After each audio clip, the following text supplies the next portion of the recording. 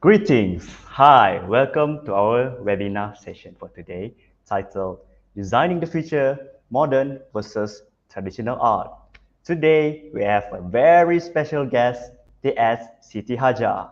Siti Hajar, Hi. okay, can you please introduce yourself? Okay, my name is Siti Hajar Asnam, and Mhm. you can call me Hajar. So currently, I'm working at animation department at College of Creative Art, UITM.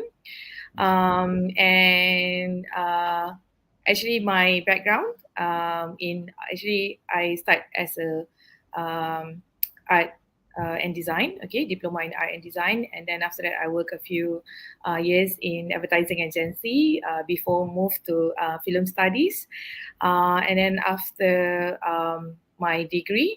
I got scholarship to continue my master in animation, so I did my master in animation in UTS Sydney. So come back 2011, and here I am until now with UITM. Yeah. Okay, thank Okay. you. And can you explain a little bit about your field of expertise? Okay, my field of expertise, basically, because I have a various background like arts and film and animations. Okay, and I consider myself. If you ask me, my forte is more on arts and animations. When I talk about art, actually, it's a creative art. Like involved with visual arts and so on. And I did my project previously called Ulit Mayang Spirits of the Sea. That's project actually is a combination between wayang kulit performance that I brought into animation platform. Yeah. Okay. Okay, thank Right. you. And the next question will be, can you share a little bit about the history of design in Malaysia? All right. Well, to talk about history, yeah, nama pun history kan, it's going to be a long discussion, okay? However, if I wanted to put in a little or brief history, there's nothing much different actually to compare in the world movement of art, all right? So it's always started, in any society, it's always started with a crafted object for the daily use. And this object normally like made by hewn stones and rocks, okay, or also known as menhir and megaliths. And after that, they start doing a cave painting for documentations and so on. So Mhm. these three things, the basic things you can see not only in Malaysia but around the world as well. And started from there, the artistic part, okay, or the aesthetic parts come when it's involved engraving and carving, right? So which is this is considered high level of artistic attainment, right? So this is make it different in certain society, like in Malaysia. Of course, we have our own elements, Yeah. and also in Malaysia, if you look at the history, of course, the migrations, the immigration, colonizations, and the arrival of Islam in the Malay Peninsula have influenced the local arts and craft. Okay, so if you want to talk about the identity, maybe it's quite hard, and maybe we need to have another session. Yeah. Yeah, Yeah, yeah. you need to touch the details on that, right? But it's just a brief one, right?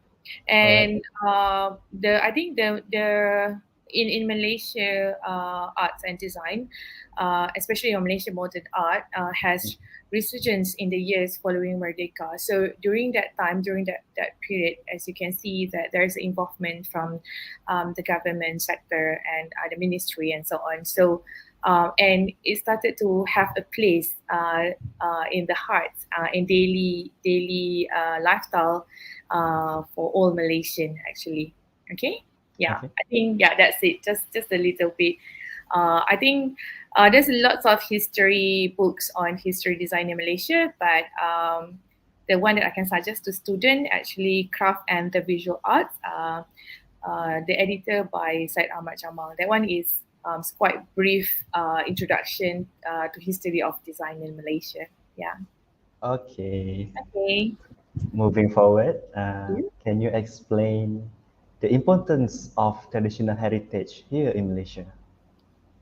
Right. Okay. So the importance of traditional heritage in Malaysia, I do question myself as well about this thing, Mhm. because my previous project, I've done a few projects that related to wayang kulit performance and also our traditional arts and craft. So the statement that came every time I was thinking about this thing is actually the first word that I mentioned in here, heritage is something that can be grown, right? It Yeah, was preserved, right? But how can we sustain it for the next generation? So that's important for us to understand. So how are we going to sustain it for the next generation? Because as we know, our current generation, right, our students, normally they will look into some things that are popular, okay? They're into mm, the pop culture things. Right now, we have K-pop, so we have anime, yeah, kan, they always mm, into these things, all the sensational things, phenomenal things, eh? yeah, However, as we as the I don't know, I don't say that I'm as the eldest or the elderly person whatsoever, but I think for someone who had um, a background or knowledge regarding of this, uh, mhm, they are have they are the one need to play an important role. Okay, so true. as myself, not only as an educator but also a researcher and also um, doing a project related to this thing, I might say that it's very important for us to keep our traditional heritage because heritage is something can't be grown. So how are we going to make it sustain for the next generation by applying to the current trends, right? Let's say one of my projects wayang kulit. As we know that wayang kulit performance was so famous and popular back then, right? Yeah, However, the younger generation doesn't know at all about the wayang kulit because wayang kulit performance has been banned for quite few years previously, right? mhm, So now, how are we going to make it popular again among the youngster, right? mm, So we know that actually to get the whole performance into KL, okay, into the big city, it's quite hard, right? So, but then with the animation, it make it possible to travel around the world. yeah, So this is one reason, yeah, like from the traditional performance, and then when I did a research, how can we bring it into the animation medium? So yeah, it's travel. So basically, that project I've done back in 2011 um, has been travel around the world to Hungary, to Germany, oh, to India, yes, and also to Indonesia, um, and to Singapore, right? To name a few. So that's why I always told my student, if you do something unique, something that portray your identity, your culture, okay, that represent our own value, it can travel further, all right? Because people out there wanted to know what other people from a different country done so far, you see, right? okay, So that's the one of the important things lah. And the second one, I quite agree with the statement as a living visual traditions can inherited by tradition. Okay, so this actually quote I got it from the books Art and Craft, the edited by Syed Ahmad Jamal. So basically, I think it's quite true. All right. Uh, Especially like if you have inherited something from the family. If you look at in east coast of Malaysia, the batik maker, right, or uh, the one who come from craftsman family, who did all the wood carving and so on, or kain tenun.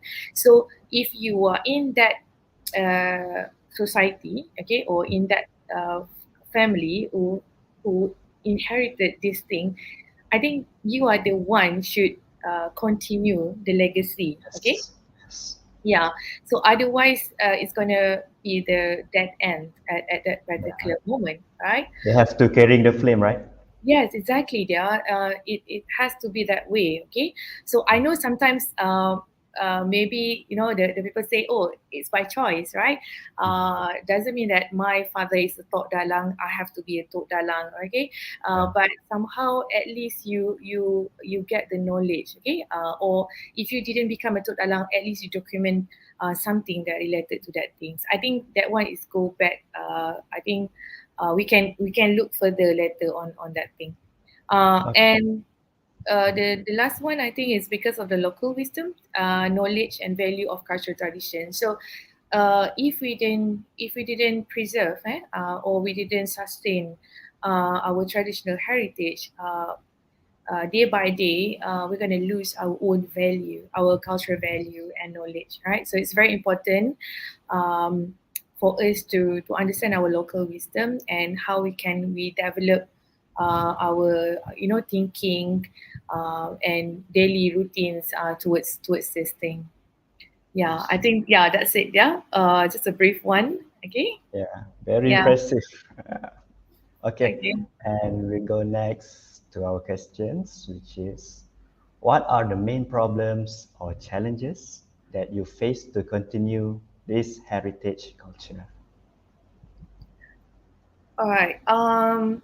Problem and challenge. Okay, this is based on my own experience. Okay, so throughout the year, when I wanted to do something that related to our traditional heritage, I always face a problem with the main resources. Okay, when we wanted to carry out a project or a research, we need a valid resources. So, like let's say last year, me and my colleague, Dr. David, we're trying to do a research about sirih dara. Okay, sirih dara has been used previously as a part of the hantaran. Okay, however, we didn't find any documentation, valid documentation on that, and also we tried to interview some people, quite old people. Sometimes they can't really remember, okay, about that things, and I need to call them again after a few days, whether they can remember or not on that particular thing. So it's very frustrated because no one has documented it before. We just know the name, but we Yes. didn't know the details because there's no books was talk about that thing. Yeah, we do have a lots of book talking about Malay wedding and Malay hantaran and so on, but Yeah. they didn't go into the details why the siri junjung like need to be like that, the design and so on. But no one really document that things. So that for me, that's the main challenge, and it's not only on the what we call it, the background. I mean the resources and book and so on, but Mhm. the main resources can be the money, right? Time, space, right? Yes. So Yes. yeah, that's always the main challenge, I guess, or problem, because I think sometimes when I wanted to do a research related to this, and I asked about money from certain channel, sometimes people will ask, I think, very odd question like, "Oh, if you didn't do the research, no one's going to die, right?" I say, you Sorry. cannot yeah, you cannot say that way. You cannot compare our fields, the arts and Mm. design, this Yes. something that related to culture with the medicine or whatsoever. So that's the kind of frustrated actually when I heard that question. No one's going to die, so why you have the urgency to do this research or project? So uh, that was quite sad lah. Okay, yeah, Yes. okay. Okay. And previously, many parents were concerned to allow their children to enroll in art-based program at university or college. And through this, what is your advice on this? Okay. Right. I do understand about this thing, and um, yeah, because I don't know. This thing. I think I cannot. I cannot like. Because each parent have a different perspectives toward this. Okay, maybe Mhm. because they worried about their kids future and so on, right? And Yeah. maybe I do have an experience when I'm out promoting my program and so on, that the parent asked me what they're going to do after this. Is there a job available? How about the employability under this course and so on? Yeah. Yeah. I think sometimes uh, people get worried because of what they're going to do after the studies, right? After the uni. Okay. Yeah. But then if you look at arts and design, because people will say, oh, why don't you go and become a doctor, an engineer, a lawyer, all these professional. And I told this parent, I said, our field, the designer, the performer, is a professional as well. Okay, it's a professional as well, right? And this thing actually, like I mentioned earlier, about the local wisdom, okay, about how important to sustain our heritage grow and so on. Yeah. This is what we call the support system and ecosystem. Okay, when the way I look at this thing, actually the support system is not come from one institution, right? Okay, let's say the student or the one person, the individual. Okay, let's say before this, the father is Tok Dalang, and then he wanted to continue to become a Tok Dalang, but a professional Tok Dalang, the modern Tok Dalang, kan? Uh, of course, some people they say that, oh, you're not being true to the culture because you're becoming a modern Tok Dalang, right? However, like I said, in order for us to sustain, uh, we need to sacrifice certain things and we need to evolve to adapt. If we look back on the history of arts, because of the migrations and so on, okay, the evolution and so on. So of course, there's thing that you need to be flexible. Okay. Yes. Yeah. So if the parents support the student and students support the program and the program support to the to the institution, means the arts institution and so on. So the ecosystem keep grow, right? So this is how you sustain our heritage, because it can't be grow, but how you're going to sustain it for the longer generation. So when we talk about that thing, we need to look at the support system and the ecosystem. Yeah. Right. So I don't know how the lecturers or the marketing people is going to approach um, parents regarding of this, but even though if they study about medicine, let's say, not all of them are going to end up to become a doctor, right? If they do Yes. become a doctor, doesn't mean they're going to be happy. So it goes back to the individual, okay, what they wanted to do actually. So everybody have their own goals, their own needs, their own happiness, and it's depend on what they wanted to choose. Okay, I think this one is very hard sometimes when we talk about this thing. That's why I don't want to go further on how to convince the parents, but to educate the parents about the ecosystem and the support that Yes. these kids needed, right? Rather than try to, oh, bagilah masuk and so on. So susah, alright? Yes, Okay, true. yeah. Okay, I think yeah, that's it. So yeah, We need to convince the parents first to support their children, right? yeah. Um, Uh, okay, thank you very much. So next question. What initiative has been taken made by the government to continue this heritage culture? Yeah, I think this is one of very famous question. Kan? We always ask that what government can provide us, and or sometimes people keep saying government didn't support us enough and so on. Okay, this is some of the initiatives that I know. Okay, or I've been engaged before. Right, I think the very important one. We do have a National Art Gallery. Okay, so the National Art Gallery is like a main symbol that we do appreciate our arts and craft and so on, right? The visual art. Okay, we do celebrate art, so that's why we do have a National Art Gallery. So I think the initiative to have a proper art gallery is very important. Okay, so maybe after this, each state they do have their own gallery. They can start collecting or exhibit artworks came from Selangor, Kuala Lumpur, Perak, Kedah. So I think like each state they have their own local wisdom. All right.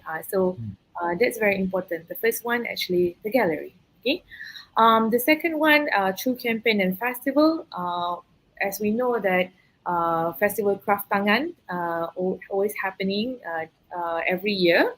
It's quite big.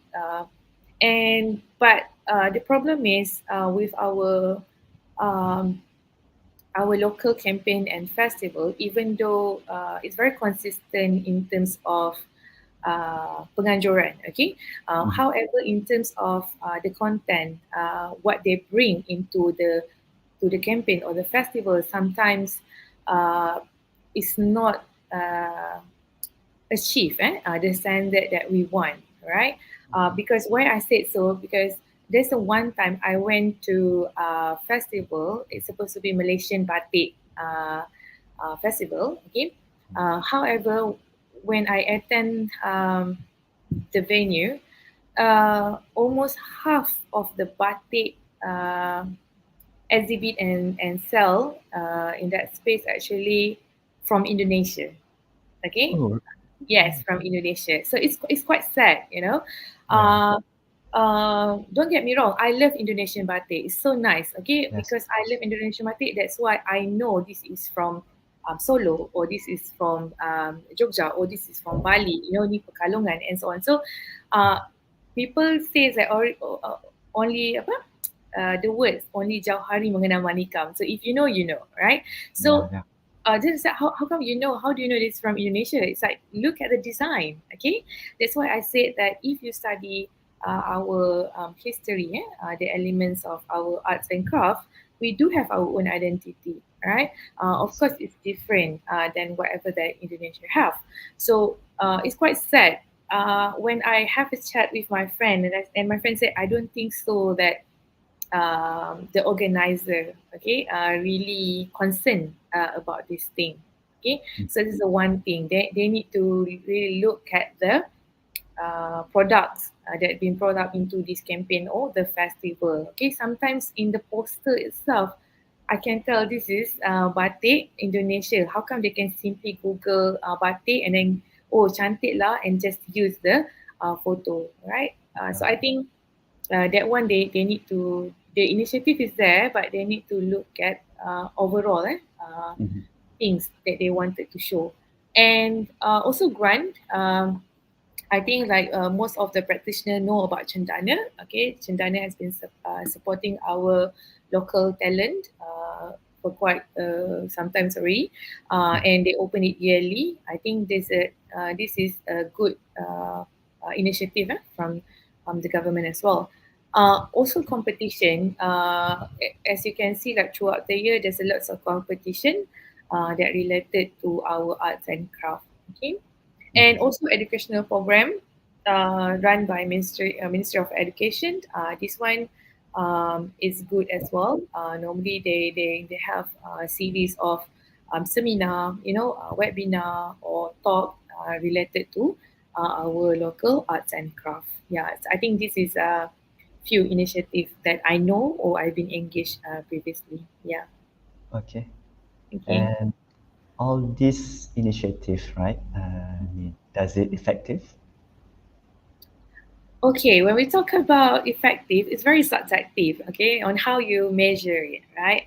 Okay, so if you wanted to look at the perspective of value, let's say with the educational program, to educate our Malaysian citizen about our heritage or about our the importance, okay, to preserve or to sustain all this thing.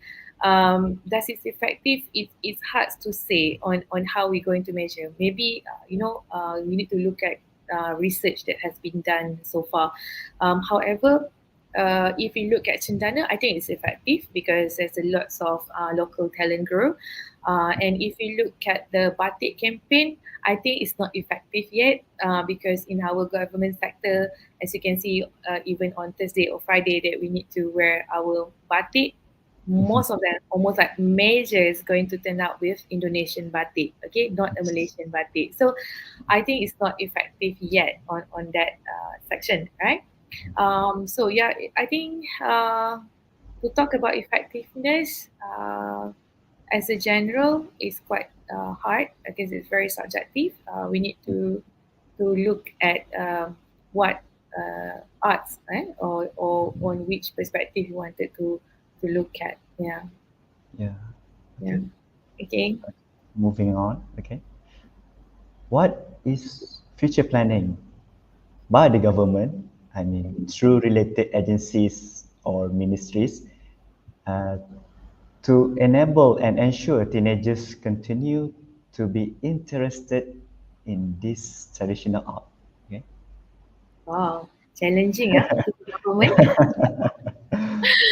Okay. One thing that I can share, because I don't really know actually what's the details on government planning and so on, but what has been Mhm. shared to us previously, the latest one I can say is Dasar Kebudayaan Negara 2021. Okay, this one has been published. If you Google on the website, they do have a PDF version of it. Okay, so mostly people who work within about arts and culture, they will look into this document, right?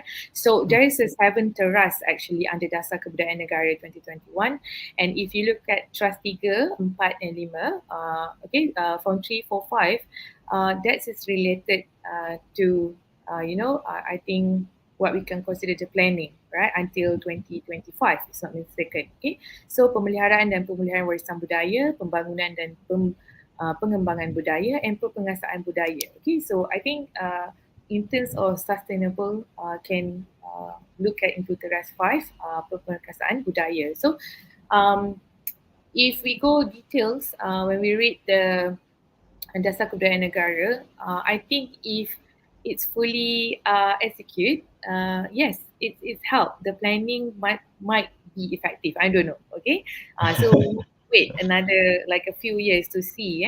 But the initiative, the planning is there, right? Uh, but the issue is always on the execution part. Okay, orang kata gagal merancang, merancang kegagalan. But Sure. of course, the way how you execute is very important because Yes. ramai orang kita macam sekadar melepaskan batuk di tangga. Oh, janji ada, half cook and Yes. so on. It's not fully Mm. delivered. Okay, Mhm. so we can't really when it's not fully delivered or dia tidak di-deliver sepatutnya, you're not going to see the right outcome. Okay, Yes.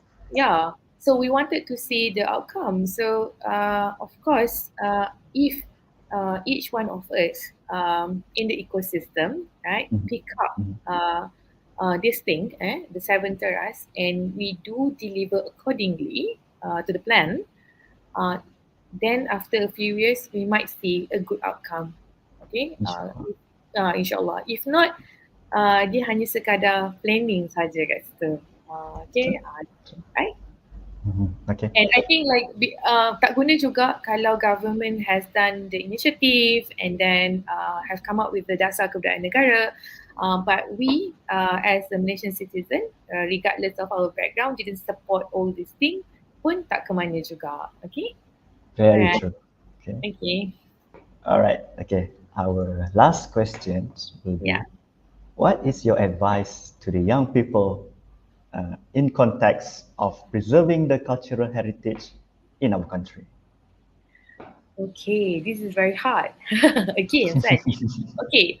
I don't know how to say it to the younger generation. Okay, but like myself, I think at first, also I didn't know about much about my culture. What I know is like a very basic. Okay, when we go to like Hari Raya celebrations, and then when I went to Kelantan and I saw the wayang kulit performance, and I say, oh, this is nice. Okay, but during that time they do have this kind of performance, and not apa all younger generation we have apa uh, the opportunity Yeah. to go into this kind of performance and so on. Mm. But what I can say is up to a government, okay, to come up with a campaign to tackle this younger generation, how to promote our art and craft, okay, and try. Sometimes the problem is that because the people in the institutions is the older generation, okay, they have their own mindset. They're not trying to go and understand our Gen Z, the millennial, how they love it, how they want it to be, and so on. So I think it's Exactly. good. Yeah, I think it's good for the institution to do some research or get to know the demographics and then start with the campaigns, okay, to connect like whatever that you want to promote to this younger generation, okay. Like for me, I always wanted to be a cool person, okay. So and I found out that how can, you know, in my family, when we go to kenduri, I need to wear baju kurung, okay. uh, and I found that baju kurung is not cool at first because I need to wear it with heels, okay. And then I told my mom, if you want me to wear baju kurung, let me wear it with the sneakers, okay. I need to wear my Converse, right? So my mom said, okay.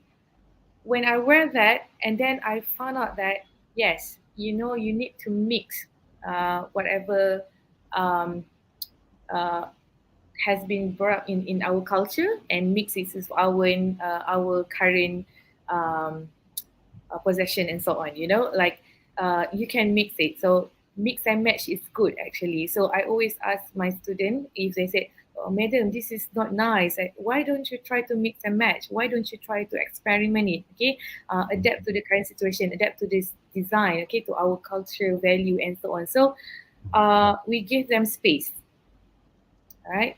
I think if we allow them to do their own experiment, okay, they will discover something interesting on our heritage or our arts and craft. Okay, don't be like so structured, kan? Yeah. Tak ada, jangan kena flexible. With the younger generation, you need to be flexible. I More know open.